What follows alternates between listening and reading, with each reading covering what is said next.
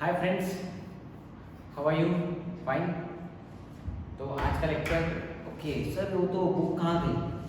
Book तो नहीं दिख रही है। ओके, तो मुझे लगा कि भाई कुछ इंटरेक्टिव बुक के अलावा भी हम कुछ यहाँ पर पढ़ सकते हैं, जैसे कि आखिरी पार्ट बचा हुआ है अपने चैप्टर का, तो वो डिस्कस करना था। तो मैं बोला कि भाई rather than going through reading, हम उसको थोड़ा सा अपने पुराने आइडिया से समझते, जैसे कि हम बोर्ड पे समझते थे कंसेप्ट, फिर बाद में हम रीड करना है तो रीड करने का काम सर हम बाद में भी कर सकते हैं। फिलहाल के लिए हम यहाँ पर कंसेप्ट डिस्कस करते हैं। कंसेप्ट स्टार्ट करने के पहले I am very happy to say that सब लोग अच्छे से लेक्चर देख रहे हैं। यस, हाँ, मुझे डाउट्स आ रहे हैं, इसका मतलब आप लेक्चर देख रहे हो। डेफिनेटली आपके डाउट्स तो वहीं पे रियल टाइम पे एंटरटेन किए जा रहे हैं, और मुझे ऐसे एक हाथ दो फैक्टर लगते हैं कि जो वही बाकी की क्लास को भी पता होना चाहिए। तो इसमें मुझे एक छोटा सा डाउट लगा था कि जो आप सबको बता दूं।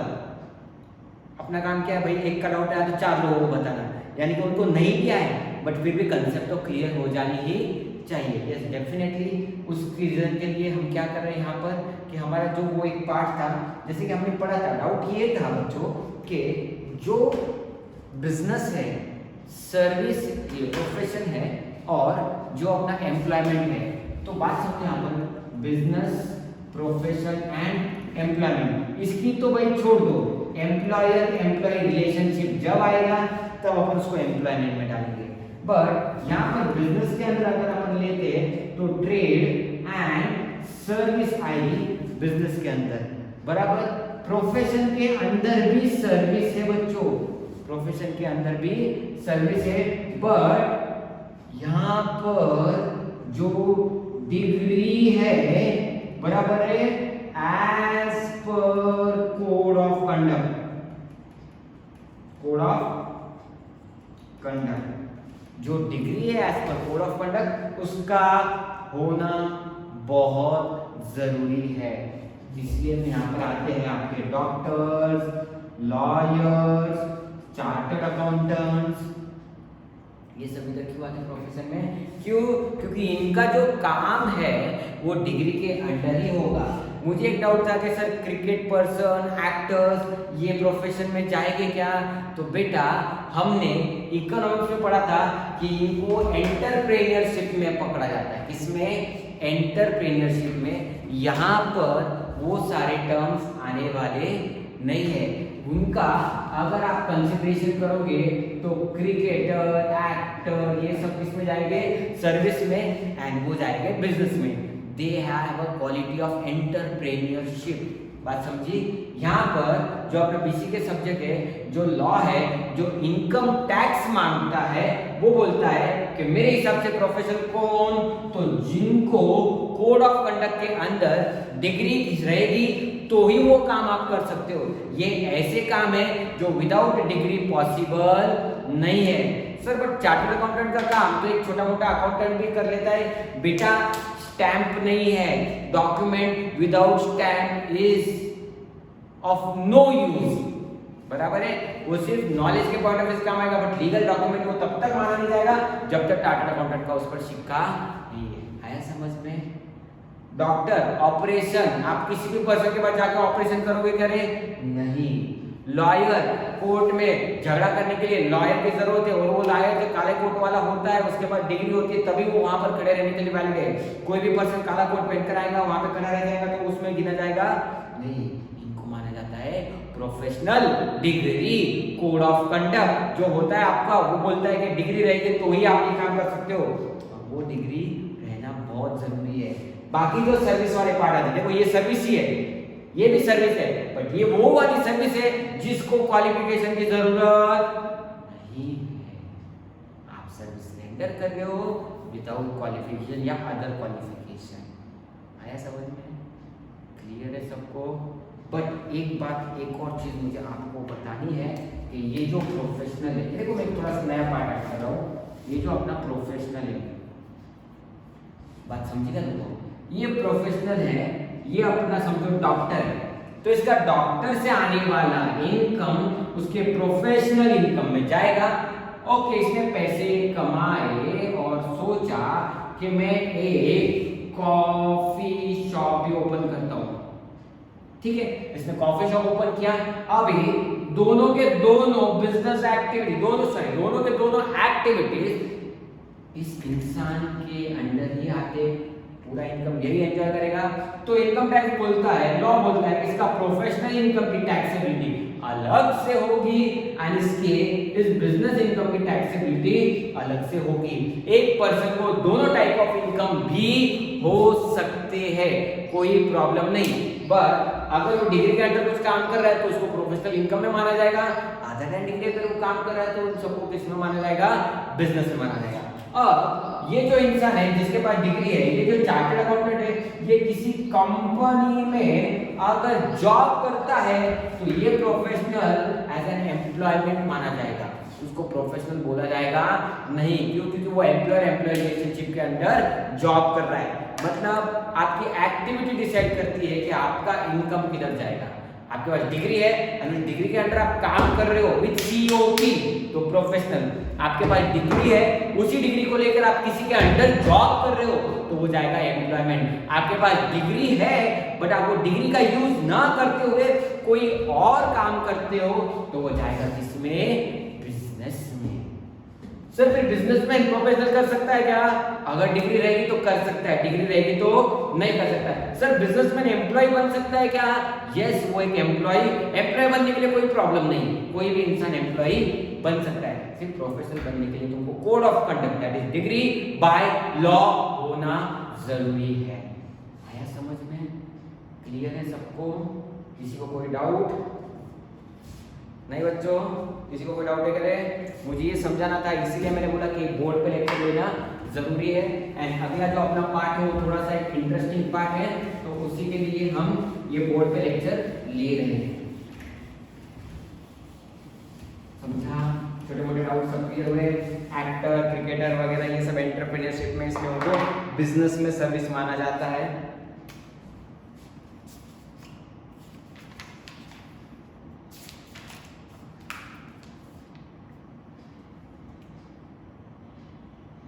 अगला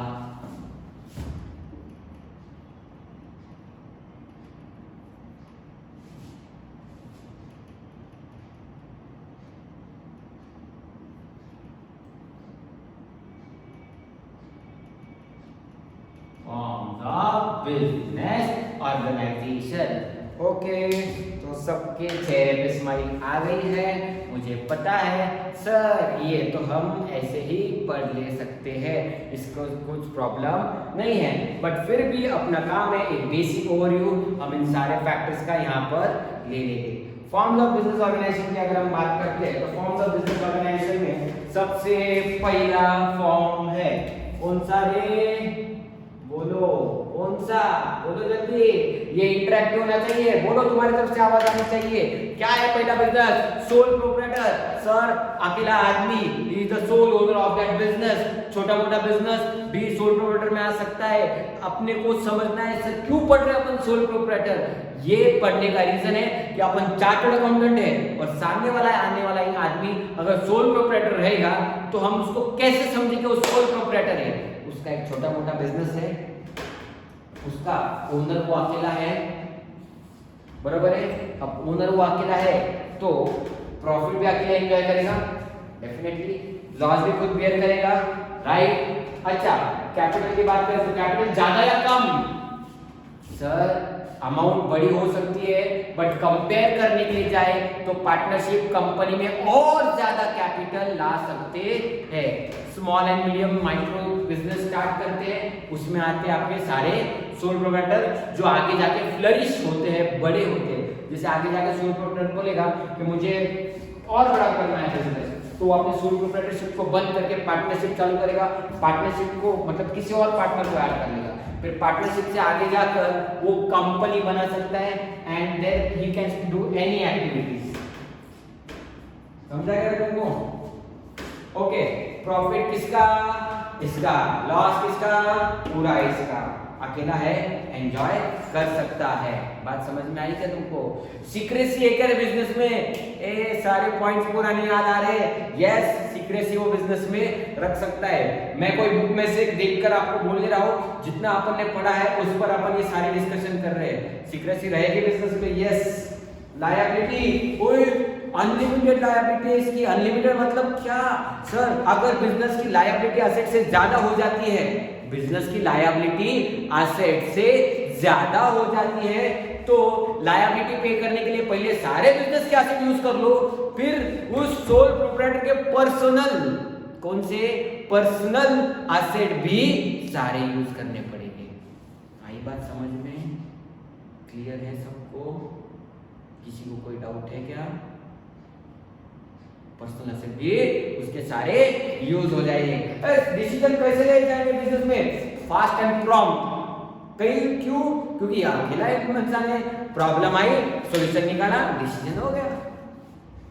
बट यहां पर आइडियाज कम रहेगी, क्योंकि कितने दिमाग है? कितने दिमाग है? एक। बट इसके यहाँ पर एक टर्म्स एंड कंडीशन बना दूं, एम्प्लॉइज रख के भी अपन थोड़े से और आइडियाज ले सकते हैं, बट वो एम्प्लॉय बिजनेस के ओनर नहीं है। बात समझी क्या तुमको? समझा सोल प्रोप्राइटर के बारे में? अपन ने पहले पढ़ा हुआ सोल प्रोप्राइटर। अपने बुक में सोल प्रोप्राइटर पढ़ने की कोशिश करो, पीडीएफ रहेगा आपके पास बुक का। डेफिनेटली मैं अजूम करता हूँ आपके सबके पास पीडीएफ है? मैं अपने टेलीग्राम चैनल पे पीडीएफ शेयर कर देता हूँ चैप्टर की, ताकि किया हुआ ही है। डेफिनेटली बाय डिफॉल्ट आप जाके देखो, टेलीग्राम चैनल पे आपको पीडीएफ मिलेगा। वहां पर आप ये पहला सोल प्रोप्राइटर वाला पार्ट रीड करोगे, उसमें उसके फीचर्स भी आगे दिए हुए, तो वो टेबल भी आपको रीड करना है। जल्दी से स्टार्ट करोगे सोल प्रोप्राइटर, टाइम पास नहीं करना है।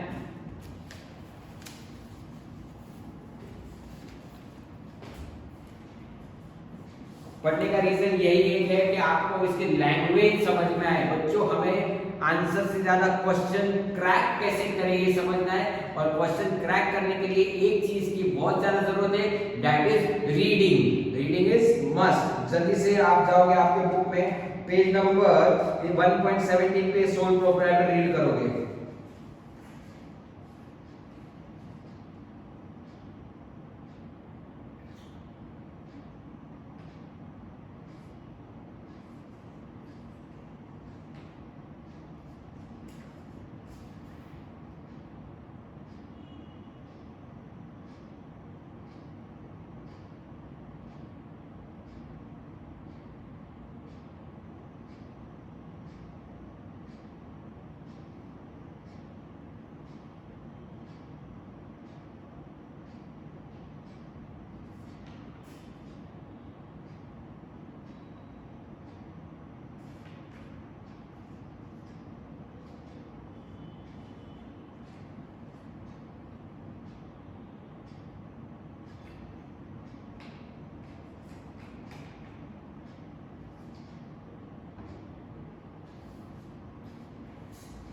हुआ सबका पढ़ के? सोल प्रोप्राइटर हुआ क्या पढ़ के? फीचर्स भी नीचे। सर लैंग्वेज थोड़ी सी डिफिकल्ट है। बेटा यही तो है, इसे तो हमें समझना है। यही तो अपन ने पहले भी पढ़ी हुई है कि सर 11th में 12th में हमने बहुत इजी लैंग्वेज में पढ़ा था। अब तुम्हारी टेस्टिंग हो रही है कि दिस लैंग्वेज आप यूज टू मतलब क्रैक कर सकते हो या नहीं। प्रॉब्लम एक ही है, क्वेश्चन क्रैक करके आना चाहिए, आंसर अपने आप क्रैक हो जाता है। ये सारी चीजें तुमको पता है, बट अभी आप पढ़ते हो आपको नए नए वर्ड्स दिख रहे हैं बुक के अंदर, तो ये सारे वर्ड्स कहाँ से आए? बेटा लैंग्वेज है, हम हमारी मदर टंग अच्छे से बोलते हैं, हम हमारी रीजनल लैंग्वेज अच्छे से बोलते हैं, बट इंग्लिश की बात आती है तो कुछ लोगों को देखेंगे तो बहुत ज़्यादा अच्छे से बोलते हैं, क्योंकि डे टू डे लाइफ में वो इंग्लिश यूज़ करते हैं, बराबर है, तो उनके पास वोकैबुलरी होती है। अभी अपन शुरुआत कर रहे हैं अपनी अपनी वोकैबुलरी जमा करने का। यहाँ पर आप आपकी सारी वोकैबुलरी कंसोलिडेट करोगे, जमा करोगे, जैसे अलग अलग वर्ड्स रीड करोगे आप उनके। अच्छा एक और चीज़ बोलो, मैं ये पीडीएफ पढ़ने के बाद एक और हैबिट आप लगा सकते हो कि एक पेज बना के रखना है। पेज इन द सेंस इसीलिए कि ये सब्जेक्ट में उसकी ज़्यादा ज़रूरत है। जो भी आपको टेक्निकल वर्ड्स आ रहे हैं वो वर्ड लिखना है और उसके सामने उसकी मीनिंग लिखना है। मतलब खुद की अपनी अलग डिक्शनरी, अपनी पर्सनल डिक्शनरी, ये रीजन आपको आगे चल के बहुत काम आएगा। क्यों? क्योंकि बच्चों लोगों बीसी के सब्जेक्ट डालने का मोटिव क्या था? क्या मोटिव है सब्जेक्ट को डालने का? आपको एक्सटर्नल एनवायरनमेंट का नॉलेज होना जरूरी है। सर नॉलेज तो इस सोल प्रोप्राइटर को तो हमने ओसी में पढ़ा था, फिर वापस क्यों? अब इस बुक में रीड करके देखो ना किस तरीके की लैंग्वेज दी हुई है, इस पर्पज के लिए यहाँ पर वापस उसको दिया हुआ है। समझा? दूसरे को स्टार्ट करें अपन। पार्टनरशिप फॉर्म बच्चों जब मोर देन वन पर्सन, एक इंसान से ज्यादा यानी minimum two peoples come together, जब ये दो लोग साथ में आके काम करते हैं और काम करते वक्त इन्होंने एग्री किया है कि हम ये सारे टर्म्स एंड कंडीशन फॉलो करेंगे। बात समझ में आ रही है क्या?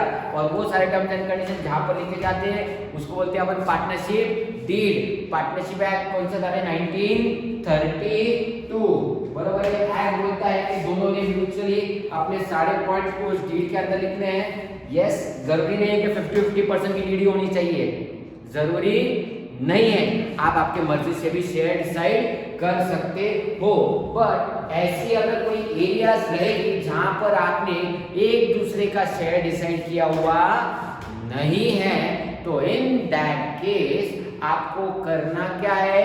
आपको एक्ट गवर्न करेगी। कौन गवर्न करेगा? एक्ट। कौन सी एक्ट सर? Partnership act 1932। बात करते हैं, ये दो लोग हैं, मतलब दोनों लायबिलिटी शेयर करेंगे, दोनों प्रॉफिट एंजॉय करेंगे जो भी उन्होंने डिसाइड किया हुआ है। अच्छा, लायबिलिटी की बात करता हूँ। असेट अगर कम है, लायबिलिटी अगर ज्यादा है, लायबिलिटी ज्यादा है, असेट कम है, तो सुनो, लायबिलिटी ज्यादा है, असेट कम है, पहले बिजनेस के असेट बेच, फिर पार्टनर के असेट बेच, एक के कम पड़े तो दूसरे के बेच। आया समझ में? याद आ रहा है क्या सबको? पार्टनरशिप। अच्छा, आइडियाज कितनी? मोर देन वन ना, तो सोल प्रोप्राइटरशिप से ज्यादा आइडियाज इधर है। सीक्रेसी रहेगी, बट प्रॉब्लम कैसा है? दो दिमाग है, तो मैंने किसी और के साथ बात करी, उसने किसी और के साथ बात करी, आगे ट्रांसफर। जब तक दिमाग अकेला होता है तब तक आइडिया बाहर जाती नहीं है, बट एक से ज्यादा रहेगा तो डेफिनेटली शायद लीकेज हो सकता है। समझ में आ रहा है क्या? समझ में आ रहा है क्या? और इसमें अगर अपन बात करते नया पार्टनर आया तो पूरा इनकम डिसॉल्व होकर अपने को नए पार्टनरशिप रेशियो में नई डील बना के नया एग्रीमेंट करना पड़ेगा। एंड अगर एक आधा पार्टनर मर भी जाता है तो पुरानी फॉर्म डिसॉल्व होके उसका नया शेयरिंग रेशियो पे नया एग्रीमेंट, नई डील बनके नई पार्टनरशिप चालू होती है। बिजनेस एक्टिविटी सब वही रहेगी, सिर्फ डॉक्यूमेंटेशन क्या होते हैं इनके सारे के सारे डॉक्यूमेंटेशन यहाँ पे रीस्ट्रक्चर हो जाते हैं। इसको हम बोलते हैं पार्टनरशिप फर्म। पार्टनरशिप फर्म की अगर कैपिटल की बात करता हो तो सोल प्रोप्राइटर से डेफिनेटली थोड़ा सा ज्यादा कैपिटल यहाँ पर ला सकता है। नॉलेज पॉइंट ऑफ व्यू तो अकेला इंसान है, दो इंसान है, डेफिनेटली थोड़ा सा नॉलेज ज्यादा रहेगा। प्रॉफिट की बात करूं तो प्रॉफिट डिवाइड होगा, प्रॉफिट अकेले एंजॉय किया जाएगा सोल प्रोप्राइटर में। बात समझ में आ रही है तुमको? इधर प्रॉफिट डिवाइड होगा, इधर प्रॉफिट अकेले एंजॉय किया जाएगा। समझा? सच्ची? किसी को कोई डाउट है? पार्टनरशिप फर्म चलो बुक के अंदर रीड करना है। पार्टनरशिप फर्म, यस, स्टार्ट करते हो आप।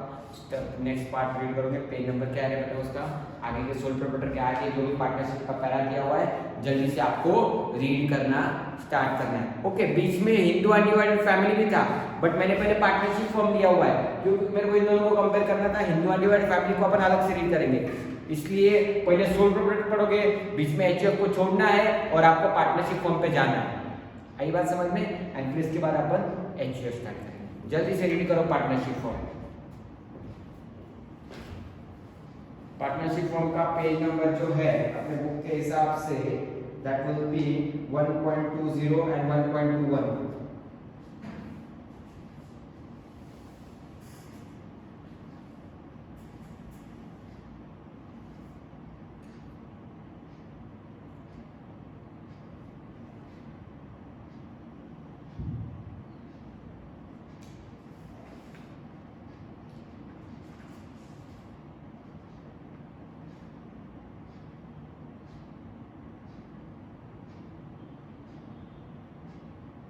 पढ़ रहे हो सब लोग?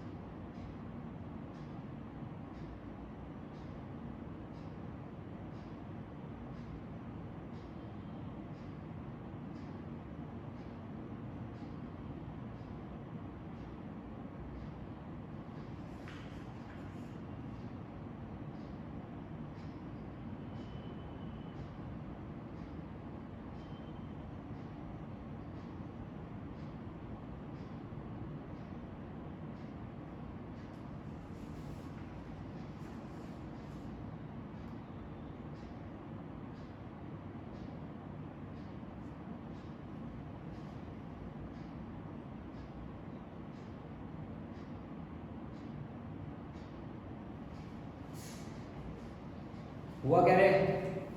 अगला स्टार्ट करें। अगला जो है अपना कौन था, मैंने बोला था कौन सा पढ़ने का अपने को थर्ड नंबर पे रखते हैं अपन HUF, क्योंकि ये बेसिकली अपन पहले से बहुत बार पढ़ते हुए आए हुए। फिर अपन इसमें क्या करेंगे, और कौन सा था, LLP था ना रे, LLP कंपनी, दोनों को साथ में बाद में पढ़ेंगे। ओके, आते हैं HUF पे। हिंदू अनडिवाइडेड फैमिली बिजनेस, बराबर है। जहाँ पर ये जो एक फैमिली बिजनेस है, ये जो एक रजिस्ट्रेशन है अंदर Hindu act, Hindu undivided family act, ये सिर्फ हिंदू फैमिलीज को ही एप्लीकेबल होता है।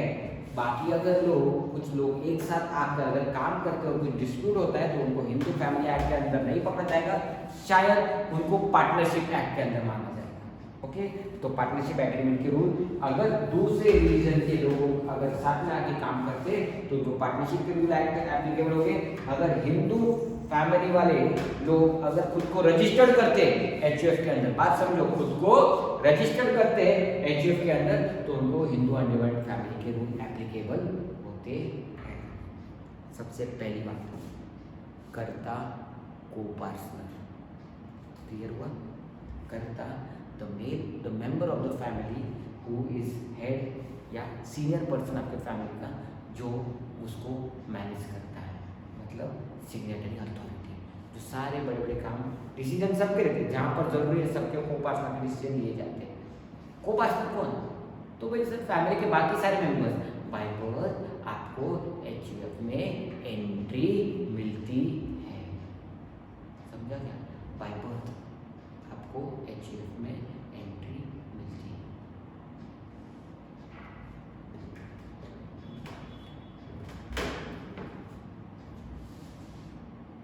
अब जैसे कि आपको HUF में एंट्री मिली, आपको पार्टनर बन गए, यानी कि आप member of the Hindu undivided family बन गए हो, यानी कि आपका भी शेयर है उस बिजनेस में, आप भी उस बिजनेस के ओनर हो।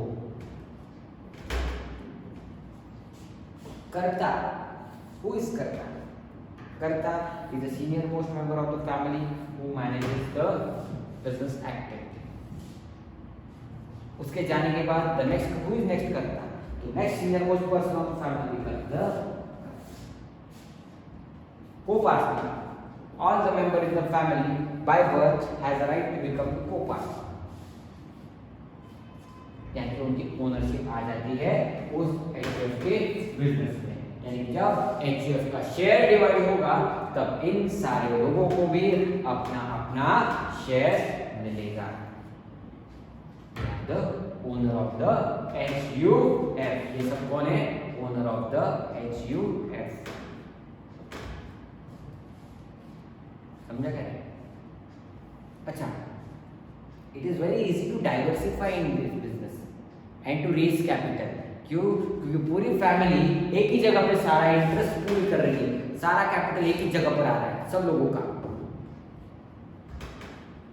क्योंकि उनको पता है घर अपना ही है, मिलने वाला अपने को ही है, तो इसलिए जितना यहाँ पर कॉमन पूल ऑफ इंटरेस्ट रहेगा। अच्छा, पैसा तो आया ही आया, आइडिया भी आई, क्योंकि 10 दिमाग आए तो 10 अलग अलग तरीके के आइडिया आए, उसके कारण आप डाइवर्सिफाई, एक्सपेंशन, ऐसी बहुत सारी चीजें कर सकते हो जिससे आपका HUF साइज ऑफ एचयूएफ बड़ी हो सकती है, बड़ा बिजनेस हो सकता है। बात समझ में आ रही है? तो यहाँ पर डिवाइडिंग भी होती है, जैसे अगर आपने देखा होगा बुक में दिया हुआ बिरला अंबानी वगैरह का जो भी स्प्लिट हुई है फैमिली जो भी स्प्लिट हुई है, ये अपने अपने लोगों को ही मतलब जो को पार्टनर्स है, जो अगले मेंबर्स है, उनमें ही बंटने वाला है, उनको ही शेयर मिलने वाला है। तो इसलिए शेयर लाते हुए कोई टेंशन नहीं लेता है, क्यों? क्योंकि बटेगा तो अपने को ही मिलने वाला है।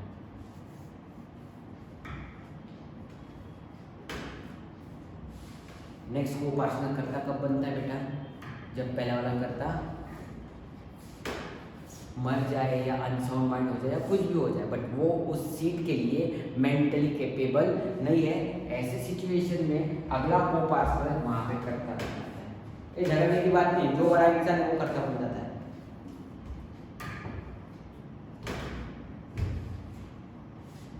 समझ में आया तुमको? क्लियर है? और क्या पॉइंट्स रहे थे? मेरे हिसाब से तो इतने ही। अच्छा, कौन सा बिजनेस करें हम? तुम्हारी मर्जी, कोई भी फॉर्म ऑफ बिजनेस आप कर सकते हो। आप चप्पल की शॉप खोल सकते हो, आप होटल खोल सकते हो, मर्जी तुम्हारी। बट सिर्फ क्या है, रजिस्ट्रेशन के रूल्स एंड रेगुलेशन में तुमको एचयूएफ गवर्न करेगा। आई बात समझ में? रजिस्ट्रेशन बिजनेस कोई भी कर सकते हो, बट जो रजिस्ट्री है ना, उसके लिए तुमको तुम्हारा जो ऊपर है एचयूएफ वो गवर्न करेगा। और जो टाइप ऑफ बिजनेस है, अगर बिजनेस को भी कोई एक्ट एप्लीकेबल है तो वो भी तुमको गवर्न करेंगे। दो लोग गवर्न करेंगे यहाँ पर एचयूएफ के केस में। ओके, इनकम टैक्स ने एचयूएफ को अलग रखा हुआ है, इंडिविजुअल को अलग रखा हुआ है, पार्टनरशिप को भी अलग। ये फैमिली रहेगी तो एचयूएफ है, दो दोस्त रहेंगे तो पार्टनरशिप फॉर्म है, अकेला इंसान रहेगा तो सोल प्रोप्राइटरशिप में आएगा। आया समझ में? अगेन डिस्कशन वाली बात, टेक्स्ट बुक में जाना है, जो भी अपनी बुक है उसमें से आपको ये सारे पॉइंट्स रीड करने हैं। क्यों रीड करने हैं? क्योंकि लैंग्वेज समझनी है। आया समझ में? इजी वाला पार्ट है, इसलिए हम जल्दी जल्दी ले रहे हैं ताकि ये फटाफट कवर हो जाए। हो जाओ शुरू। कौन सा पार्ट पढ़ोगे तुम? एचयूएफ, मतलब अभी सेकेंड वाला पार्ट। जल्दी से शुरू करो, उसके फीचर्स वगैरह भी दिए वो भी आपको रीड करने हैं।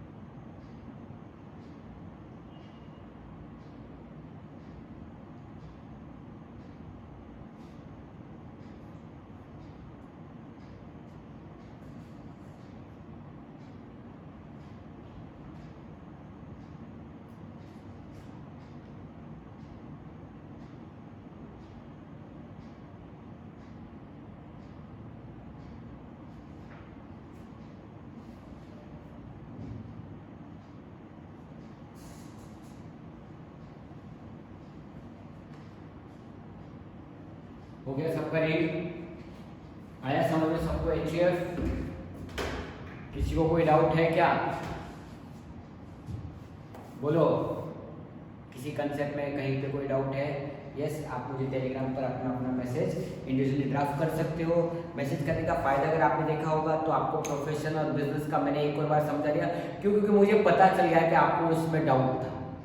ओके तो जैसे ही मुझे पॉइंट्स पता चले गए मैं मेरे कोई ना कोई अगले लेक्चर में क्योंकि जिसकी ऑलरेडी रिकॉर्डिंग नहीं हुई है उसके लिए मैं आपको वहाँ पर तक आपके डाउट्स क्लियर करवा दूँगा। मतलब 2-1 दिन का इधर उधर गैप हो सकता है बट डेफिनेटली आपके सारे के सारे डाउट्स क्लियर हो सकते हैं।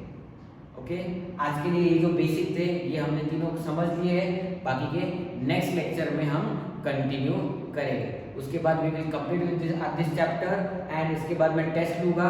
तो टेस्ट के लिए अभी मेरा ऐसा मानना है कि मैं 2 तरीके के टेस्ट लेने वाला हूँ, एक एमसीक्यू भी लेने वाला हूँ और मुझे ऐसा लगता है कि मुझे थ्योरेटिकल टेस्ट भी लेना है, मेरी मर्जी। सर बट पेपर तो एमसीक्यू का है, मुझे फ़र्क पड़ता नहीं है, मैं मेरे हिसाब से टेस्ट लूँगा, क्वेश्चन आंसर लिखने भी पड़ेंगे तो वो सारे लिख कर आपको पीडीएफ में मांगूंगा भी।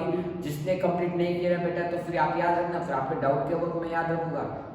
आप अगर क्लास के साथ नहीं चल रहे हो तो फिर आप अगर बाद में उठ के बोलोगे कि सर मेरे को समझा नहीं, ये नहीं हुआ, मैं पुराना पिछला रिकॉर्ड मांगूंगा, मुझे पिछला रिकॉर्ड बता के तुमने ये टाइम पे ये चीज़ की जब मैंने बोल दिया, then I will attend it out properly in detail. But अगर तू बोलेगा सर मैंने पिछला किया नहीं था, जैसे कि ऐसे बहुत सारे स्टूडेंट आते हैं 4 लेक्चर बाद में देख रहे हो आप, कैसे समझेगा? एक साथ देख रहे हो आप कैसे समझेगा? क्यों मैं आधे घंटे का 45 मिनट्स का लेक्चर ले रहा हूँ? क्योंकि छोटी छोटी बातें आपको समझ में आनी चाहिए। इसके लिए तीनों पार्ट घर पे एक बार वापस आप बैठकर शांति से रीड करोगे, उसके बाद हम आगे का पार्ट कंटिन्यू करेंगे। आया समझ में? Thank you and have a nice day.